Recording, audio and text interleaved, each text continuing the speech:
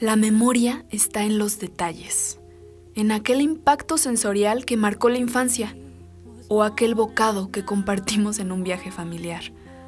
A veces no podemos recordar toda la película, pero siempre perviven las escenas que marcan nuestras vidas en el ámbito social y particular. Ese resabio de memoria tiene como pilar la microhistoria. Según Tolstoy, un fenómeno histórico solo puede ser comprendido mediante la reconstrucción de todas las personas que han formado parte de él.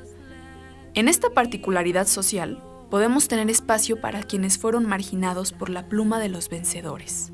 Esa memoria de bronce que escribió con letras de oro los nombres de las personas importantes y siempre desterró a los que no tienen nombre, a esos y esas que no figuran en la historia universal, de los que no son, aunque sean, de aquellos perdidos en la cotidianidad, de las y los nadies. Dentro de lo inadvertido por los libros de historia, quedó lo femenino. Pero nuestra memoria reclama el buscar en las huellas de la microhistoria a las mujeres que nunca figuraron en la nomenclatura de las enciclopedias. Si revisamos detenidamente, podremos conocer los nombres y posiblemente enfocar los rostros de las mujeres que construyeron nuestros derechos, nuestra matria y nuestra memoria.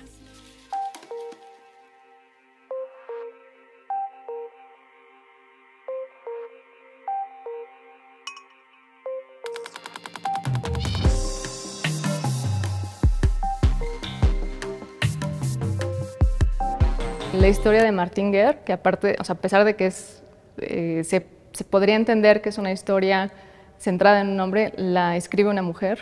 Tristemente yo la leí pues ya más grande, ¿no? Ya habían pasado varios años de la carrera. Es una historia que habla sobre todo de las mujeres, de cómo las mujeres en el siglo, antes de 13, 14, no recuerdo, ellas forman parte de una sociedad y que aunque se creía que dependían o que estaban sujetas a lo que decían los hombres, tenían un papel en la sociedad bien importante. O sea, pensarnos como unas sociedades milenarias, pensar que tenemos ese horizonte desde donde interpretar nuestra vida, nuestra identidad. O sea, que no se construyó ayer, sino que somos producto de toda esa historia que nos permite construir nuestra propia identidad. Que tenemos que enseñarle a las nuevas generaciones lo que han hecho otras mujeres. Es un gran reto leernos entre nosotras, respetar el trabajo que hemos hecho entre todas. Entonces, creo que uno de los grandes pasos que se tiene que dar es poner en diálogo a las nuevas generaciones con lo que han hecho mujeres hace 200 años, que no deja de tener vigencia, ¿no? O sea, sí se consiguió el derecho al voto, sí podemos ingresar a una universidad, pero también darles identidad, que es algo que tenemos que construir también como historiadores, ¿no? Darles los nombres a esas personas, esas mujeres que desde, pues sí, una posición privilegiada empezaron a escribir en periódicos, a reclamar, a exigir en la educación, todos estos derechos, y tenemos que poner en diálogo a estas nuevas generaciones, a las chicas, de que no es un proceso que tiene décadas, sino se ha construido a lo largo de los siglos y tenemos que empezar a hacer ese puente. Desde las rotativas nació la revolución. La tinta y el papel fueron los que denunciaron a Díaz como dictador. Las hijas de Cuauhtémoc levantaron la voz exigiendo democracia y equidad de género. Una de sus fundadoras, la escritora y periodista Dolores Jiménez y Muro, vivió bajo el asedio del régimen porfirista. Muchas veces tuvo que firmar sus textos con seudónimos masculinos. Por lo mismo, es difícil rastrear documentos para reconstruir su historia. Pero Dolores sobrevivió en la literatura, en la fotografía y en la oralidad. Gracias a su trabajo en el periódico Vesper, a la organización política de maestras, obreras y periodistas, así como su participación en el movimiento antirreeleccionista de Madero, podemos tener en nuestra memoria la consigna de Dolores Jiménez y Muro. Es tiempo de que las mujeres mexicanas reconozcan que sus derechos y obligaciones van más allá del hogar.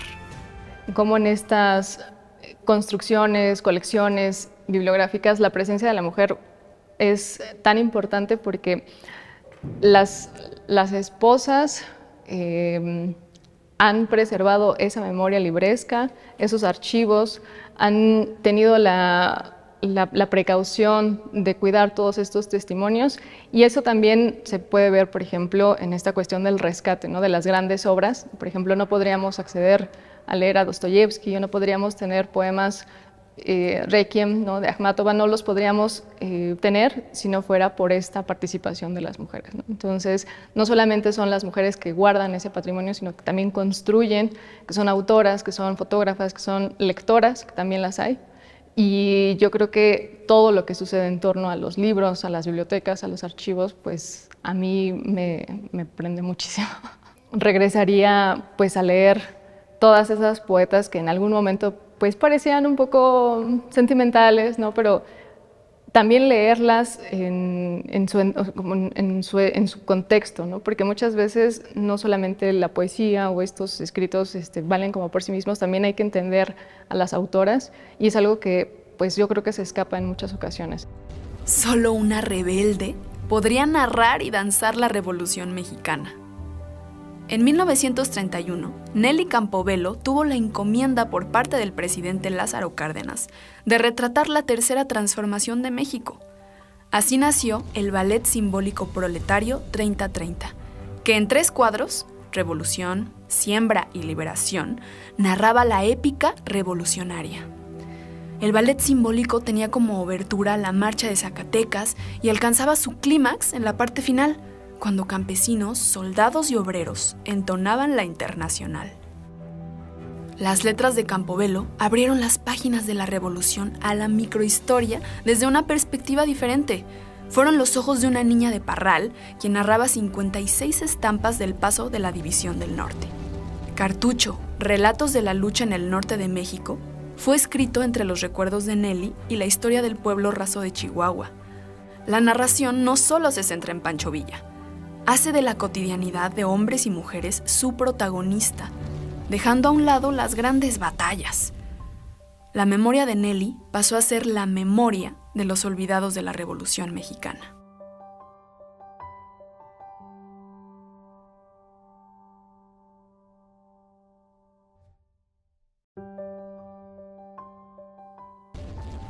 Descifrar la historia de lo femenino en la democracia mexicana es una búsqueda en las letras chiquitas de la historia de bronce. La larga lucha de las mujeres por sus derechos comenzaría por los caminos del Maya. La Revolución Socialista del Sureste también sería feminista.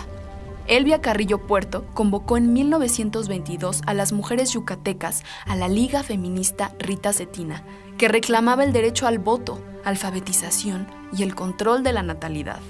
Elvia participó activamente en los 2 congresos feministas de Yucatán. En 1923, durante el gobierno del Partido Socialista del Sureste, se convirtió en una de las primeras mexicanas electas para el Congreso local. Pero la traición era la moneda de cambio de la posrevolución. En 1924, después del asesinato del gobernador Felipe Carrillo Puerto, Elvia viviría el exilio en su propio país. A pesar de su destacado papel como precursora del voto femenino, son pocos los libros o trabajos de investigación que se dediquen a la memoria de la llamada monja roja del Maya. Las situaciones que vivimos las mujeres día con día tienen que ofrecer una perspectiva diferente a lo que los hombres durante los siglos, durante los últimos siglos han construido. Nuestra visión tiene que ser diferente a la de ellos, no lo digo como cliché, sino nosotras desde la perspectiva de la mujer debemos, o creo que ponemos atención a otros detalles que a lo mejor la historiografía masculina o los hombres que han escrito historia no lo han detectado. Las mujeres que están haciendo ese momento histórico, las mujeres que han participado en estos acontecimientos, no dejan de ser tan diferentes a nosotras, a pesar de que hay una brecha de las 3 olas del feminismo y hay cambios, siguen existiendo esas problemáticas. Entonces, el estarlas señalando constantemente, nosotras hacerlo cotidianamente, es un gran reto que tenemos que hacer todos los días, y en particular a mí me ha resultado importante centrar los ojos en quiénes son las historiadoras, quiénes están escribiendo sobre mujeres, no solamente desprenderme de esa figura del varón. En cuanto a mi objeto de estudio, es un gran reto, es algo que estamos aprendiendo ahorita, al menos mis compañeras y yo. Desde la colectividad, la voz de los reclamos cotidianos hace eco en las calles.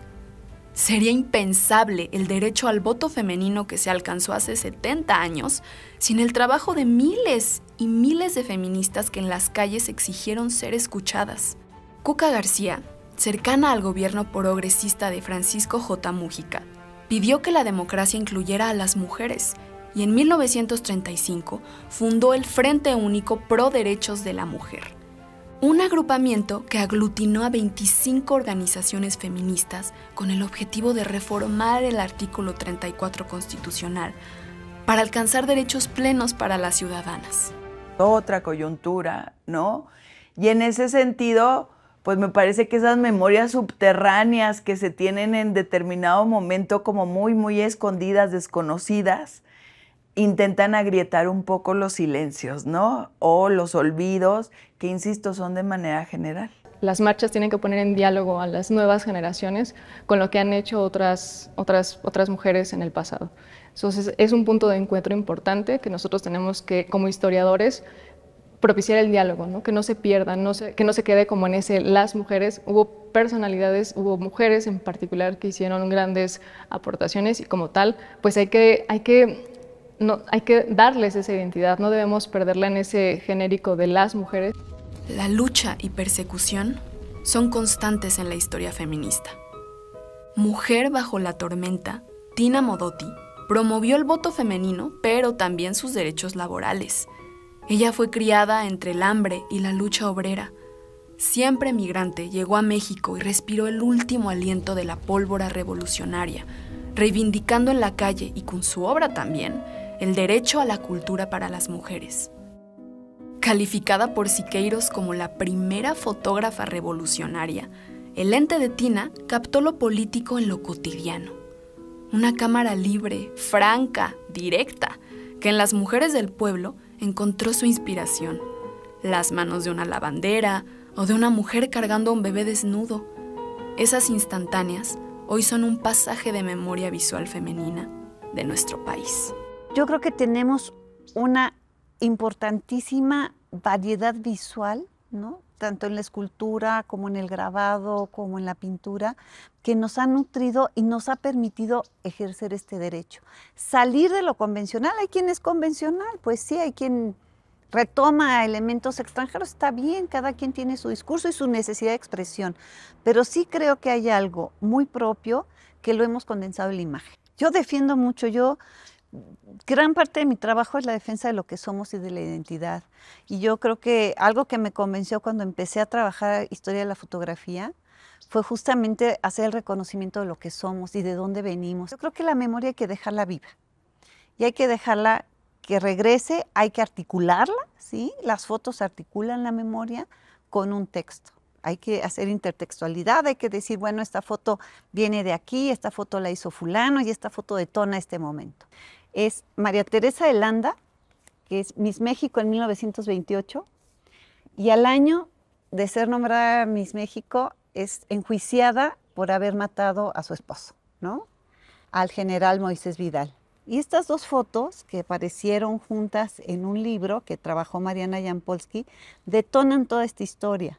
Entonces, ¿por qué? Porque hay emotividad en ellas. ¿Qué pasa con esta Miss México? Que en 1928 se va a Estados Unidos, concursa, regresa en el 9º lugar, se casa con un general que ya estaba casado. Y que cuando ella se entera, pues lo mata. El general Moisés Vidal, que es su esposo, que estaba casado con otra María Teresa y tenía 2 hijas, ¿no? Zoila y otra chiquita. Y es toda la cuestión del machismo de la época. Y fue un personaje siniestro, pero eso no sale en el juicio, ¿no? Es como un respeto a los muertos. Sale liberta y sigue estudiando. Ella estudiaba biología, pero dejó y se metió a letras y después estudió una maestría, hizo un doctorado cum laude con Charles Baudelaire y todo, defendió en francés su doctorado y luego se dedicó a dar clases en la UNAM, donde se jubiló e hizo una carrera de profesora, conferencista y publicó su tesis doctoral sobre Charles Baudelaire. Entonces, todo un personaje, o sea que sí. La historia ahí está y se detona a través de 2 fotos. Y luego, bueno, con la prensa de la época, pues empezaron a adherirse y a aderezarse muchas más fotografías de ella en el concurso, en el juicio, cómo se defendió, que tenía 18 años cuando ella hace su propia defensa, ¿no? Porque es jurado popular y puede inquirir a los testigos, y la manera en que ella se desarrolla es impresionante. ¿Por qué? Porque está herido su amor propio. Entonces es interesante porque de alguna manera sí te van jalando las fotografías, sí hay una emotividad, o sea, ¿qué pasó que llevó a esta mujer a dispararle a su marido 6 balazos y hacerle 10 orificios, ¿no? Enojada, enfurecida por haber sido engañada. Entonces, claro que hay disparos increíbles de la imagen que te van a llevar a diferentes lugares y eso es lo que hay que aprovechar.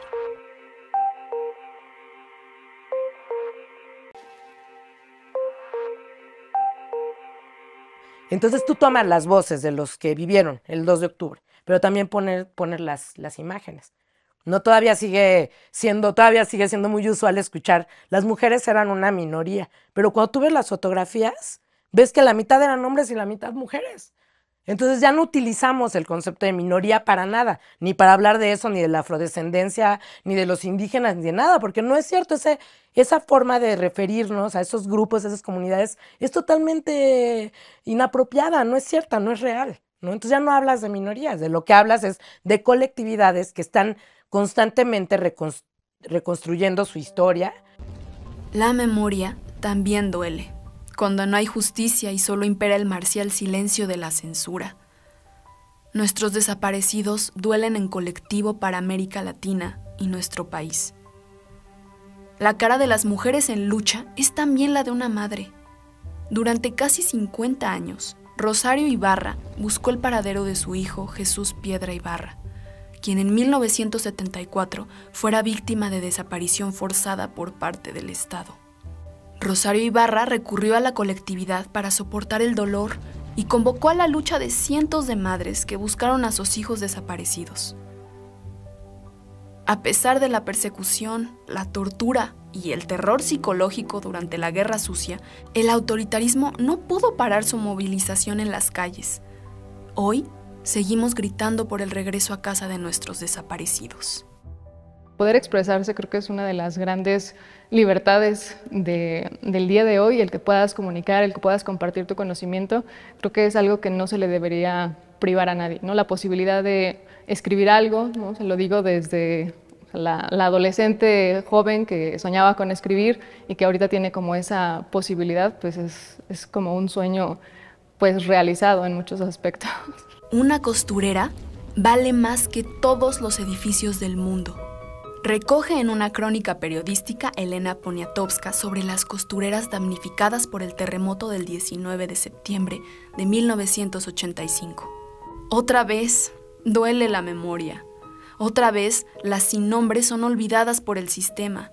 Parecía ser fatídico el desenlace del caso de las costureras que ubicaban la mayoría de sus talleres clandestinos en las inmediaciones de Calzada de Tlalpan. El terremoto destruyó más de 800 talleres, donde miles de mujeres laboraban sin ningún tipo de prestación social y sin derechos laborales. Pero, ante la desesperanza, surge la organización social. La voz de las costureras demandó los derechos que siempre les fueron negados y pudieron subsanar la tragedia. Así nace el Sindicato Nacional de Trabajadoras de la Industria de la Costura 19 de septiembre. Un espacio de reivindicación que consiguió dignificar las condiciones laborales de las trabajadoras. En Memórica podemos encontrar los testimonios, marchas y fotografías que retratan la importancia histórica de la lucha de las mujeres del Sindicato de Costureras.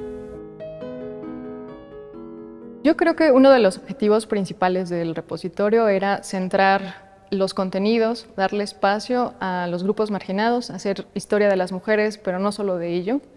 Entonces, una de las oportunidades que nosotros tenemos es que diariamente o casi todos los días podemos generar nuevos contenidos con nuevas perspectivas. Entonces, nuestro contenido siempre se espera que sea nuevo, que vaya asimilando estas nuevas coyunturas y que de alguna manera pueda ofrecer la oportunidad de que quienes ingresen a la plataforma estén, no sé si al día, pero sí en situaciones como mucho más actuales que a lo mejor en libros de hace unos 20, 30 años.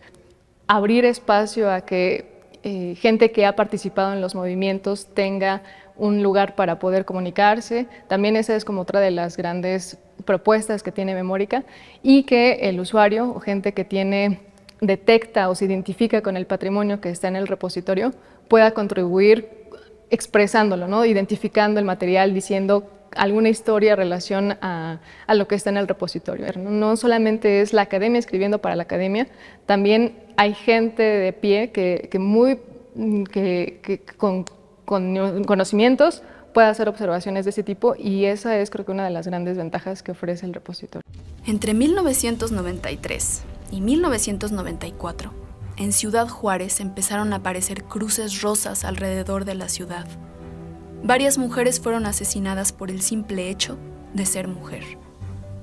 Esta ha sido una tragedia social que desgraciadamente no ha cesado. Hoy, cada día, 11 mujeres son víctimas de feminicidio en nuestro país.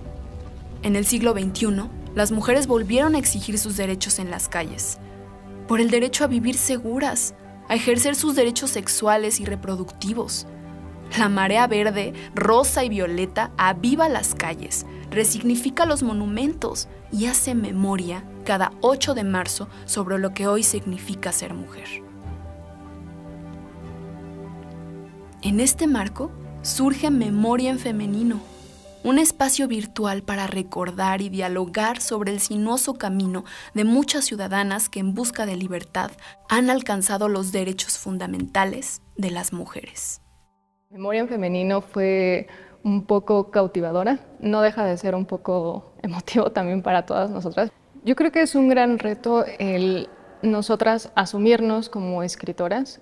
Precisamente fue esa idea de nombrar Memoria en Femenino. La cuestión del título fue un poco problemático porque era esta cuestión de las mujeres hacen memoria, las mujeres memoristas. Entonces se buscaba crear una construcción en la cual se aprendiera rápido, que la gente lo pudiera apropiarse, pero también fue una postura que considero mis compañeras, en particular la curadora, una postura, es una mujer que está escribiendo sobre otras mujeres. Entonces eso ya habla de cómo al día de hoy, 2022, 2023, son más mujeres las que están en las aulas, están en los centros de investigación, están en los archivos, escribiendo e investigando para darle esa identidad a las mujeres. Para Chimamanda Ngozi Adichie, la historia única crea estereotipos, y en eso radica su peligro, porque muestra a un pueblo o a una sociedad como una sola cosa, una visión sesgada. Por eso es relevante conocer las particularidades de nuestra historia y las historias de las mujeres que lucharon por nuestros derechos. Los vientos del cambio son irreversibles. Es momento de recordar, escribir y exigir en femenino.